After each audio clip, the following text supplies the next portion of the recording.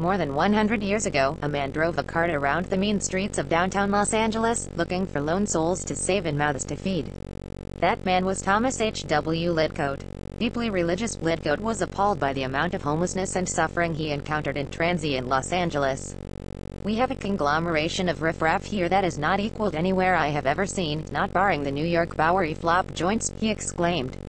Lidcote would go on to build what's known today as the Midnight Mission, a well-oiled, social services machine at 601 South San Pedro Street that provides clothing, job training, and alcohol and drug recovery programs and, every year, shelters thousands of people and serves more than 1 million meals to the needy. Born in a small English village in Cornwall, in 1864, Lidcote immigrated to the United States with his family when he was still a child.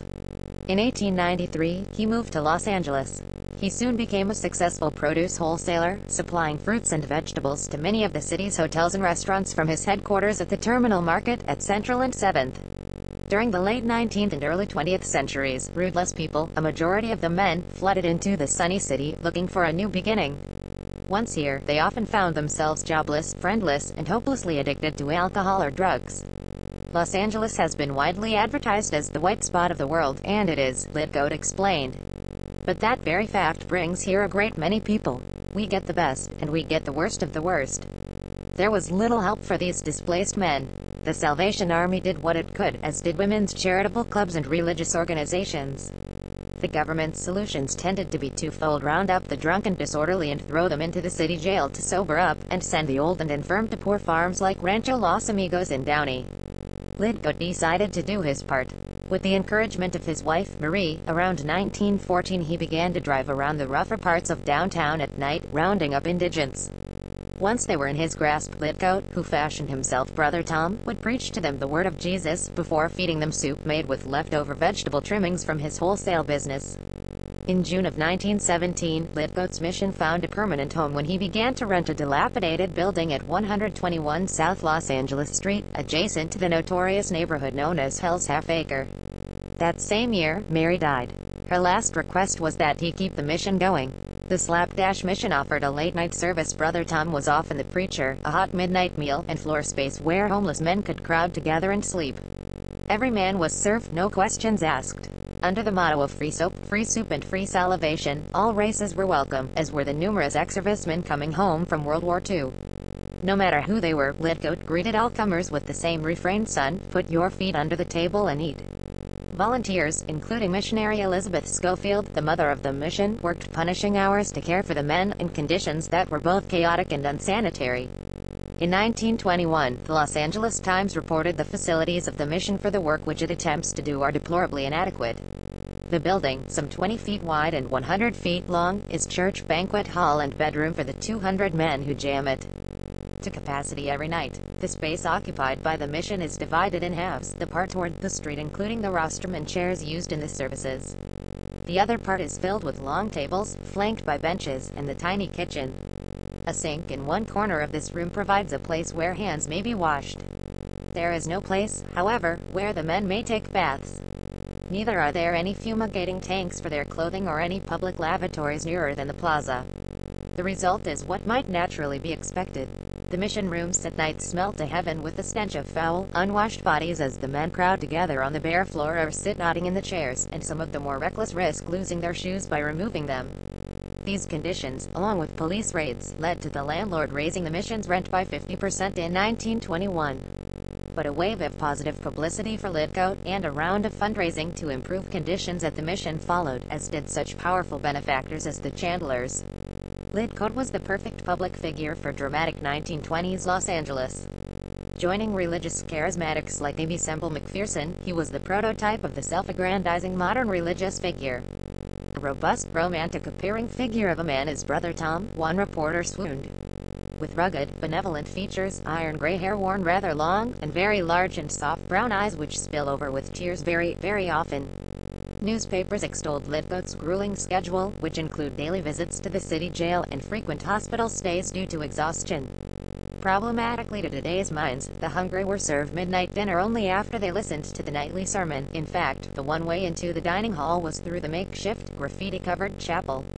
A writer for the LA Times visited one such service in 1923 on Saturday evening. Brother Tom always has charge of the meeting from the middle of the evening on until midnight.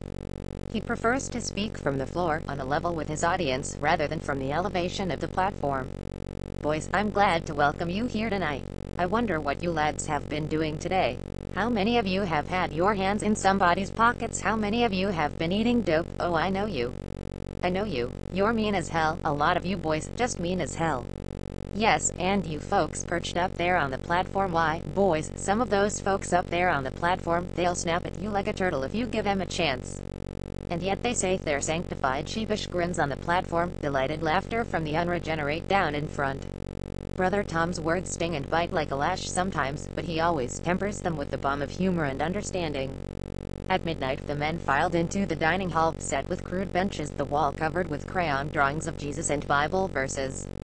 Mulligan stew was served in enamelware dishes along with a cup of skim milk, 2 pieces of bread, and pie. The donated food was occasionally rancid, leading Litgoat to quip, beggars can't be choosers. Later, men slept on the mission's splintered oak floor. They used newspapers as blankets, and shoes as pillows. The aisle leading up to the altar is so packed by the men at 1 o'clock in the morning, one visitor wrote, it is almost impossible to walk through. The mission received more and more donations, including a car christened the Sanctified Ford, 4 showers, rent money, and food. Litgoat became known as the Bishop of the Underworld, and was said to be worth more to this city than 100 policemen. Our modern Christian warrior goes forth to war with a dinner pail to back the gospel, one supporter wrote in the LA Times. Somehow we seemed to see in Brother Tom a better Christian warrior than the great King Charlemagne. In 1923, a board of directors was formed, and Litgoat set off for an extensive speaking tour, spreading word of the mission far and wide. In 1928, the mission, now also sponsored by the Community Chest, the most powerful charitable organization in Los Angeles, moved to bigger quarters at 396 South Los Angeles Street. The new digs were run by 150 workers, and, according to Litgoat, provided services to 3,000 people. 247. According to the LA Times, partitions have been removed in a room designated as the chapel with seats for 500. The mission includes a dormitory which accommodates several hundred, library, women's prayer room, writing room and dining room. Shower rooms, laundry, barber shop and a small printing press are located in the basement. The closed dispensary and tailor shop will be lodged in the new location. Our dining room division is the busiest, says Brother Tom, for we serve 4 meals a day, including the warm meal at midnight. But the mission's expansion signaled the beginning of the end for the rule of Brother Tom. Under his leadership, chaos often reigned. He was in debt, being taken advantage of, and drawing a secret salary from the mission. For a while there, about 1929, I didn't think we were going to make it, one insider said. So that year, the board of directors paid for Litgoat and his daughter, Mary, to take an extended tour of the Holy Land. Every man was served, no questions asked, under the motto of free soap, and free salivation. Litgoat had always dreamed of going to the Middle East and was thrilled by the honor. He should not have been, the trip was just a pretense. While Litgoat was gone, the board instigated a virtual coup. Experienced social worker Mary Covell became the leader of the new modernized Midnight Mission Incorporated, where all is strictly systemized. When Litgoat returned, he found himself shuffled off to a cubicle of an office, the mission's honorary president and religious director. Overwhelmed by the needy due to the Great Depression, strict new restrictions were placed on those seeking help. They were required to be sober, be loused, and had to answer a questionnaire and take a work test. Those receiving shelter also had to work for the mission 3 hours a day. One visiting reporter described the mission's new nightly system. You are sent upstairs to bed, past a guardian who sits at the foot of the steps and checks you in. You may leave laundry work in a cage at the stairhead, and get a ticket for it. You also receive a ticket for a shower bath. The only way you enter the dormitory is via baths, towels and soap are supplied. You shuck your clothes and get an ID. Don't overlook the nighties. You sleep in them or you don't sleep. You draw blankets and in many cases sheets and pillow slips of snowy white, and mattresses. In the morning you fold your blankets, turn in your nightie, sheets and towels to the laundry, get your own clothes and depart for breakfast below. These changes produced many positive results. The dormitory was now very clean, light, and airy, with tiers of bunk beds and windows nailed open to circulate air. Modernized kitchens meant the staff could provide food to the thousands of hungry who appeared at the mission's doors each day.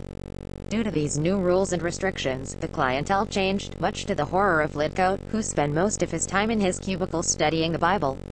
According to one reporter, the men I saw in and about the present mission downstairs and up were not down and outs. They had all the earmarks of decent, hard-working laborers, such as you'd expect to find in a workingman's hotel of the $1 a day class. Where were the true bums? A bewildered Tom says to look on the streets for them after dark, but I've no desire to meet them face to face. Brother Tom was the soul of the mission as it has elaborated and extended out. He has become less and less a necessity, a vital factor, and has more and more fallen into the background. He feels it very keenly. A diminished Litcoat spent his last years on speaking tours. He also hosted a local radio program. When he died, in 1942, his funeral was attended by thousands of people at the little Church of the Flowers at Forest Lawn.